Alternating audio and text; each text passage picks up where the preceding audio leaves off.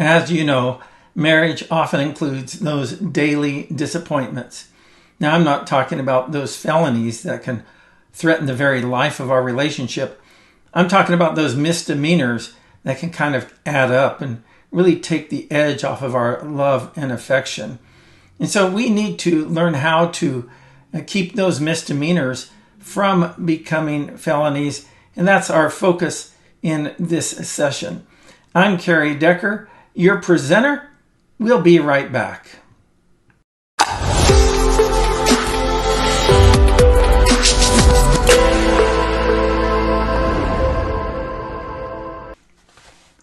Daily disappointments, those pesky misdemeanors that can really interfere with our love and affection.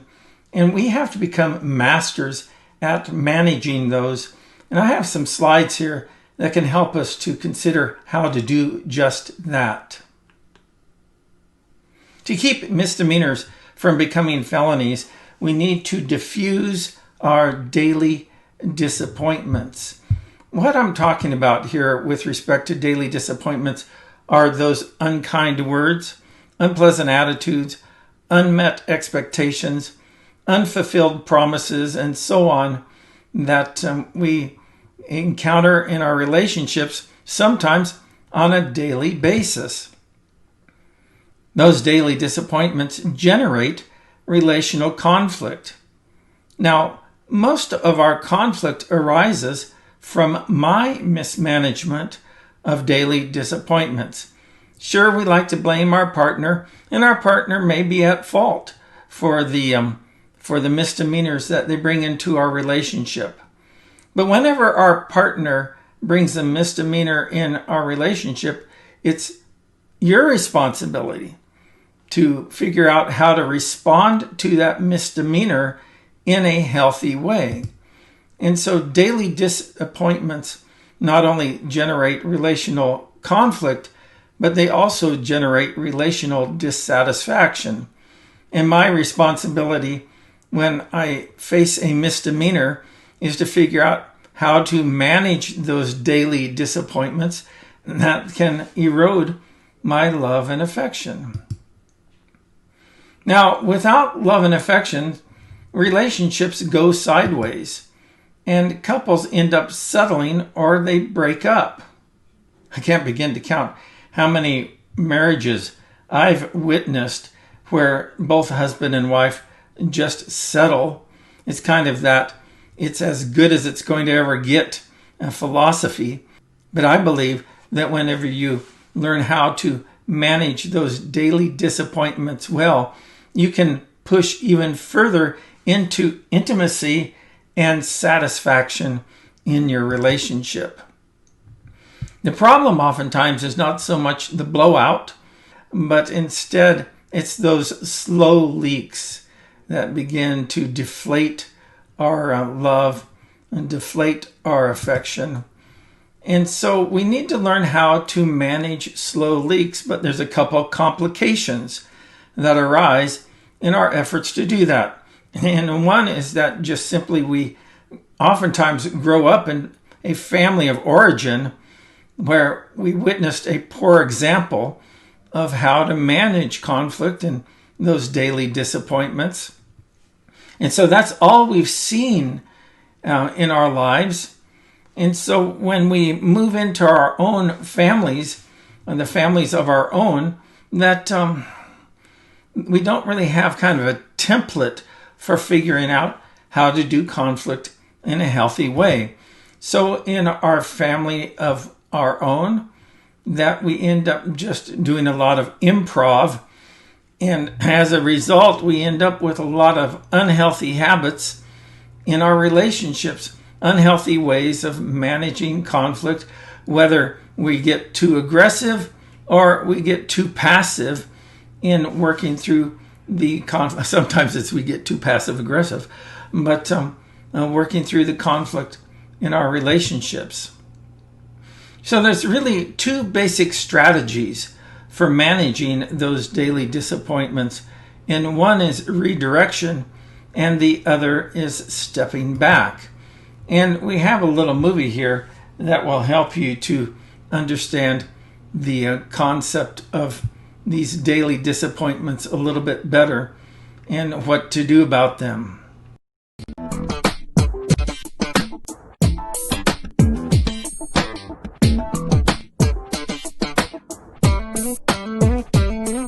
Hey, babe. Looking fine. Well, thank you. How's it going? Cool. Did you take Rocky to the vet today? Oh, man, I can't believe it. I forgot. I'm sorry, babe. What do you mean you forgot? I told you about it this morning. I was busy and I just forgot all about it. Hey, I said I'm sorry. You're such an airhead. You're so irresponsible. Whenever I ask you to do just one thing for me, you forget all about it. Listen, I said I was sorry. What else do you want me to do? Great! That means I'm gonna have to take time off work and do it myself. I'll do it tomorrow. You don't need to take time off work. I'll take care of it. No, I want to make sure that it gets done. I don't want you forgetting again since you're so busy.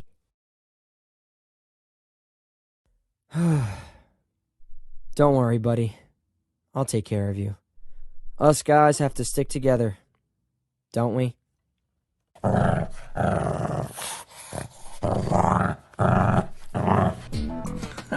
There you have it. Summer and Sean. And certainly they're good examples of those daily disappointments and the mismanagement of those. And so, it might be good to back up the video. I'm not saying do that right now, but to back up the video and watch that one more time and look at all of the ways that Sean mismanages this daily disappointment, and look at the ways that Summer mismanages this daily disappointment. Their communication could stand a lot of improvement. Let's see a simple technique for diffusing a daily disappointment. Let's watch another video.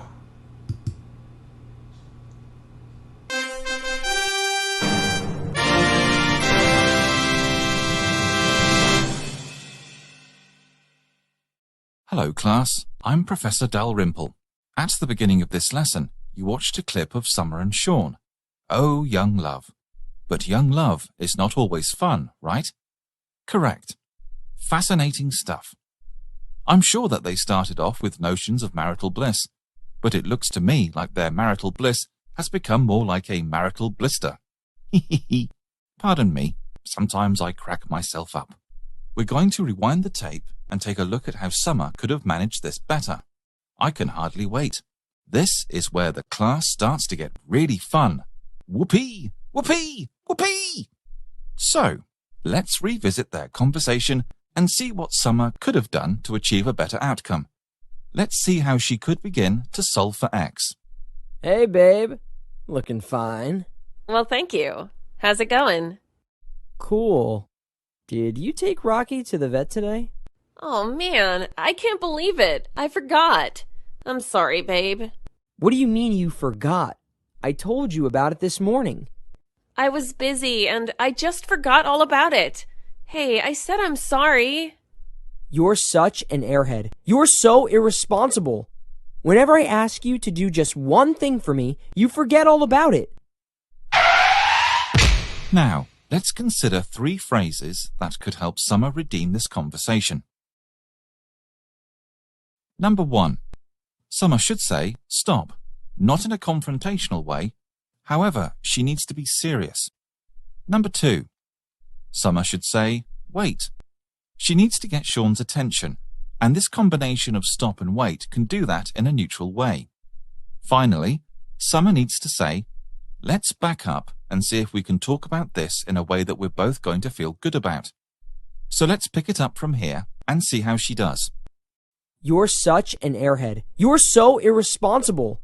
Whenever I ask you to do just one thing for me, you forget all about it. Sean, stop. Wait. Let's back up and see if we can talk about this in a way that we're both going to feel good about. That's what I want for us. How about you?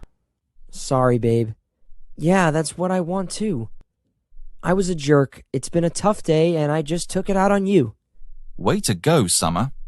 And I need to give props to Sean too for not negatively reacting. By opening up to Summer's invitation, Summer and Sean are beginning to change how they do conflict.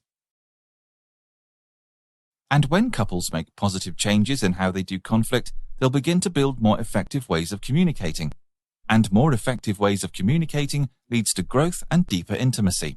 And growth and deeper intimacy is what smart couples seek. So remember, stop, wait, and let's back up. When a conversation takes an uncomfortable turn, use these 3 phrases.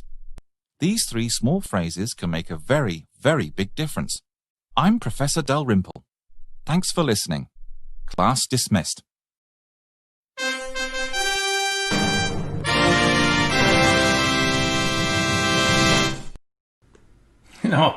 I'm a great believer in having a few catchphrases that can help you to pivot from the disappointment to a healthy resolution.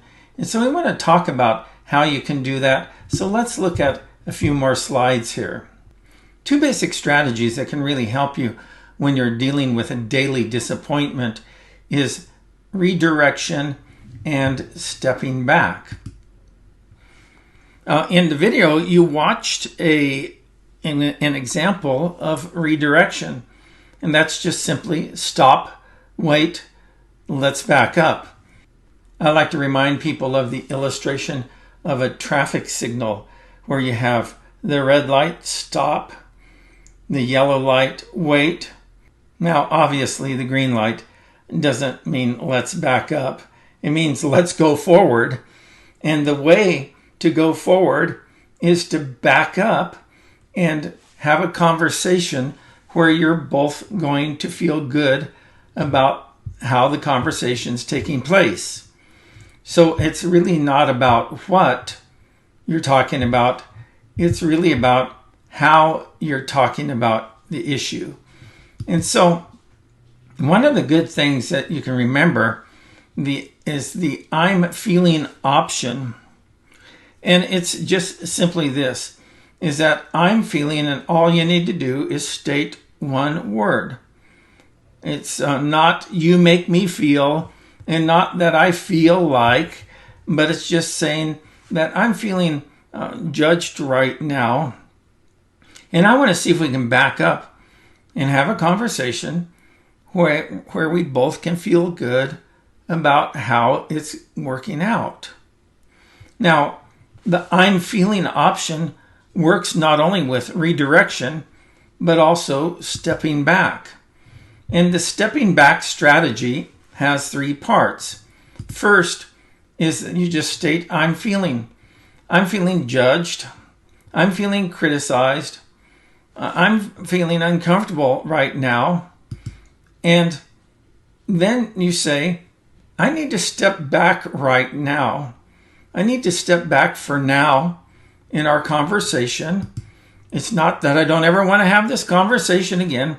I want to talk about this when I'm in a better space. So by learning some of these techniques for managing daily disappointments, you can keep the misdemeanors in your relationship from becoming felonies. And so by practicing good relationship maintenance, you can prevent slow leaks and rapid blowouts. And so when it comes to those daily disappointments, those misdemeanors, I'm not talking about the felonies, I'm talking about the misdemeanors.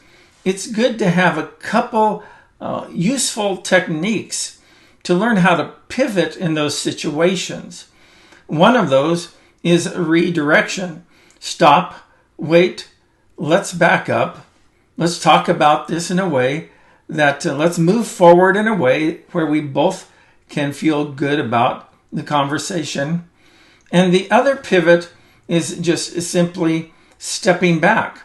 Sometimes in a daily disappointment, you need to just step back from the conversation and not keep pressing forward, because all it's going to do is aggravate your spouse and aggravate yourself.